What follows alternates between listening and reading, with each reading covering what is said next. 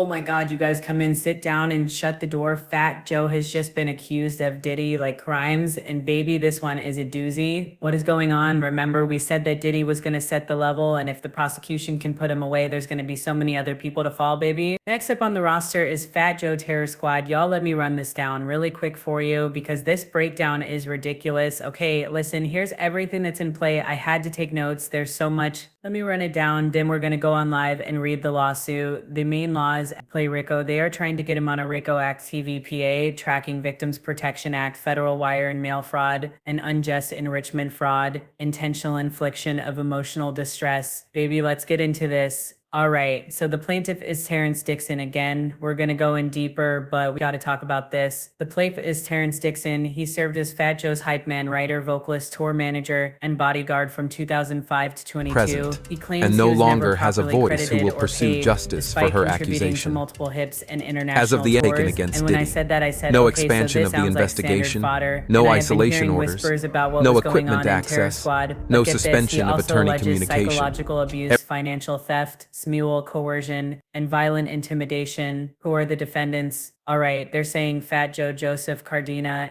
is the ringleader. Pistol Pete Torres is the muscle and enforcer. Richard Richard Jose is a business manager and internal enforcer. And there's Erica Moore Moriera is a fake lawyer who set up the shell companies for laundering money. Oh my God, and get this, and Sneaker Addict, Touring LLC, and Slate Incorporated, the corporate front for fraud. They also got Rock Nation in here, but they're saying Rock Nation just benefited from the touring and whatnot. The main RICO is Fat Joe. Okay, so here's the allegations. I'm Pay, Labor, and Song Fet. So Terrence claims that he co-wrote, performed 20 or more songs. We all the way up. Congratulations, ice cream, etc. He was allegedly promised 15% of all earnings and credit, but he received nothing. Instead, he got ghost contracts and a forged split sheets were submitted to BMI ASCAP, cutting them out. I think that's the record, people. Hold on. Y'all, I know we're starting slow, but it's about to get crazy. Money laundering and tax fraud. Fat Joe allegedly collected hundreds and thousands in cash and didn't report it. He used fake W-2s to inflate Terran's income on IRS records to hide wage theft. The sneaker store UPNYC operated as front with employees flaunting luxury despite low official salaries, and defendants filed for fraudulent PPP loans using Sneaker Addict. Touring, there's also tour exploitation and financial control. They said he was booked for over 200 shows, but only paid $254 per show, while the contract showed that they paid him $3,000. His per diem of $100 a day was routinely stolen. He slept in lobbies while others flew first class, and Fat Joe allegedly took $30K. Live Nation check meant for Terrence and used it to pay his own taxes.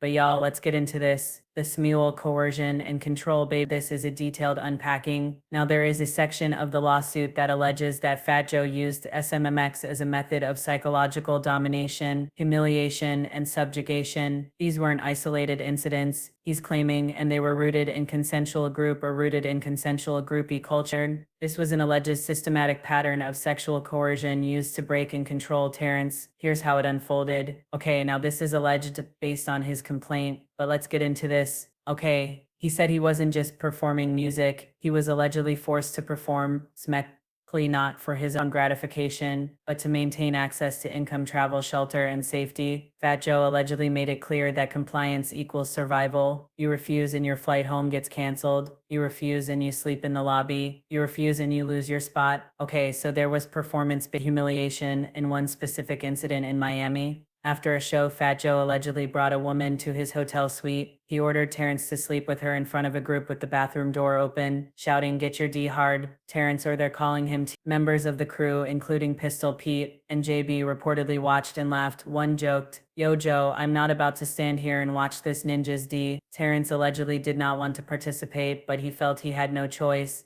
Also there was surveillance and direction. These performances were sometimes filmed, sometimes directed. The environment was described as under surveillance. There were security cameras, management staff. They even said Rock Nation's extended team were allegedly aware. Joe was said to have orchestrated who TA would sleep with, watched, and sometimes gave verbal instructions. Is this not sounding like Diddy and Cassie, and used the presence of others to enforce psychological shame?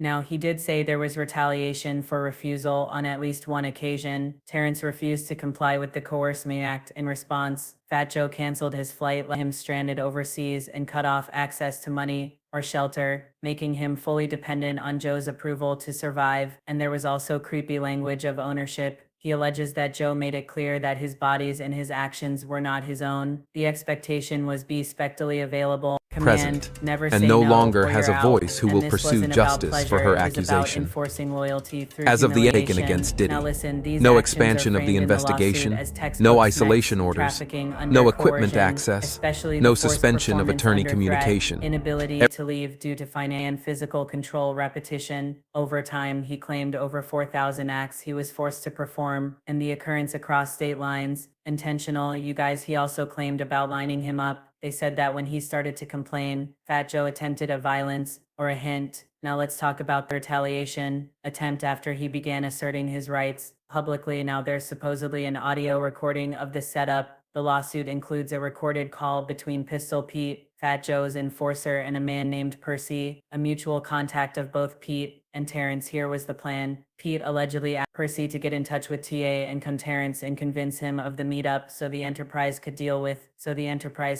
him, interpreted as a violent ambush. These are the key quotes from the audio. Yo, he can't come around the hood. He needs to be dealt with accordingly. And Hood is gonna bring him to me. Like they always done, ninjas. Gonna bring it right to where you at. He implies that TA violated Joe by speaking out, and retaliation was expected. And when Percy refused to help line TA up, P replied, don't ever tell me, bring a ninja you. I'm not never doing that. Of course, lining up. I don't know, I guess that'd speak for putting a hit out on someone. So was there a real attempt? Well, from the lawsuit, there was no actual attack occurred. This recording clearly outlines an active conspiracy that set him up for a potential assault. Even worse, the threats were specific, they were targeted, and they were made by someone, Pete, with a known history of car. That's his enforcer of carrying out Joe's violent orders. This lawsuit doesn't just talk about verbal abuse, but a predicate act under RICO and witness tamper statutes. You guys, what is going on over in Terror Squad? You guys, what is going on? Again, there was psychological coercion that they cited. Fat Joe's mantra is nobody leaves Terror Squad in one piece. Reference past violence, like the slashing of Cuban Link as a warning, and TA was threatened with being stranded overseas, losing work, and being publicly shamed. Y'all, what the Enterprise culture code words and enforcers the crew used, coded terms like ketchup. That meant slashing Mandan. That meant maintain. What is that? That meant and people cow pie. That meant slap, and Corbin meant put in a casket. Violent enforcers like Pistol Pete and Rich Player were used in these recorded conversations, and the culture functioned like a criminal hierarchy with orders, punishment, and obedience. You guys, what is going on? Again, this is the most shocking thing. TA claims he was forced in over 4,000, orchestrated and watched by Fat Joe. What? Okay, these are all alleged. We don't know if it happened. I assume if they're making a lawsuit, they have proof. But what is going on? Kanye allegedly likes the watch. Diddy likes the watch. And now they put in Fat Joe's name on the list. Refusal led to retaliation, like stranding him in Germany or Spain without tickets or lodging. And these acts were put on a humiliation ritual, culture for control and subjugation. There was also exhibitionism and surveillance in one incident. Oh my God, yeah, he used it as a tool of discipline and power. So he was scrubbed from linear notes. I guess that's music, credits, IASCAP credits, and music metadata, deprived of future licensing sync and publishing revenue, an estimated over 600,000 in royalties, and fake contracts were backdated to make it seem like Joe was the sole creator. Again, after he spoke out, Pistol Pete and Rich allegedly plotted an ambush to mutual. A flame named Percy refused to line him up and recorded a phone call with the threats. And again, the quotes include, he violated Joe, he needs to be dealt with. Now here's the last thing that I do want to say is very, very Diddy-ike, and need to talk about this. The lawsuit alleges Fat Joe had sexual relations with 3 underage women. We're going to refer to them as minions. One minion was a 16-year-old in New York City, received cash and favors in exchange for sloppy minion. Two 15-year-old present, overseas and no allegedly longer flown to has a Miami voice who and will give a pursue BBL. justice for A her 15-year-old accusation. and Minion 3 met As of at the taken 16, against allegedly Diddy, housed by no Joe expansion and of the mentioned in investigation, lyrics, "She's no my isolation mama." The orders, song "She's no My equipment Mama" access, allegedly no describes suspension of grooming attorney of a 6-year-old, communication. pressuring her to oral smecks and trafficking language, holding rugs, flying her around, and pimping her. TA claims lyrics match the Minion 3's real experience and say the girl actually confirms it. They said Fat Joe allegedly covered up statutory rape by producer Dre of Cool, and Dre reportedly confessed to having smecks with a 15-year-old singer, K Rose, and Joe allegedly used burner phones to silence the family in K's career disappeared. Y'all, these are some serious allegations. We're gonna go live later on today to read through the whole lawsuit, but at the end of the day, maybe that's why everybody's being so quiet and people are really, really nervous, because it wasn't just Diddy out there acting a fool. Anyway, you guys, let me know what you think in the contact. Let me know what you think. We're gonna go live later and talk about it. But yeah, this is a Tyrone Blackburn special. This lawsuit is over. This lawsuit is packed wall to wall with stuff. And all I gotta say, why didn't Joe settle this? We saw what happened with Diddy when he let lawsuits just go and who got involved. Why is that? Why didn't he settle? Why in this climate would you want that out? I hope to God none of this is true, but they say they got receipts, they got audio recordings, and they even got some of those little girls actually on record admitting, yeah, it's true. Y'all let me know what you think in the comments. I'll talk to y'all later.